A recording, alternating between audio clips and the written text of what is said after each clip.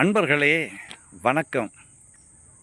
ஒருவருடைய ஜாதகத்தில் சூரியனுக்கு நெருக்கத்திலே எந்த கிரகம் வருகின்றதோ அந்த கிரகம் சூரியனுடைய வெப்பத்தை தாழ முடியாமல் தன்னுடைய சக்தியை இழந்துவிடும். இதையே நாம் அஸ்தமனம் என்கின்றோம். சூரியனுக்கு நெருக்கத்திலே வரக்கூடிய கிரகங்கள் குறிப்பிட்ட பாகையிலே தன்னுடைய சக்தியை இழக்கும்.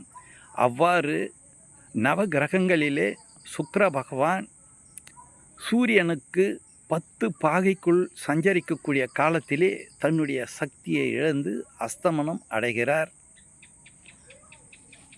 குரு பகவானோ சூரியனுக்கு 11 பாகை இடைவெளி இருக்கக்கூடிய காலத்திலே தன்னுடைய சக்தியை இழந்து அஸ்தமனம் பெறுகிறார். புதன் சூரியனுக்கு 12 முதல் 14 பாகைக்குள் தன்னுடைய சக்தியை இழந்து அஸ்தமனம் பெறுகிறார்.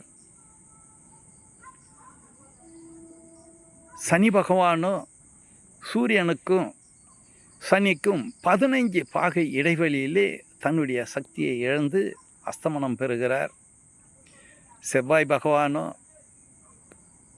சூரியனுக்கு 17 பாகை இடைவெளியிலே இருக்கக்கூடிய காலத்திலே வக்கரகதியிலே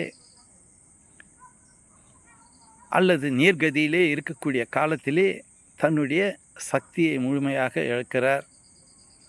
அன்பர்களே, ஒருவருடைய ஜாதகத்தில் அஸ்தமனம் பெறக்கூடிய நேரத்திலே ஒரு குழந்தை பிறந்தால் அந்த குழந்தையினுடைய பலாபலன்கள் சிறப்பாக இருக்காது.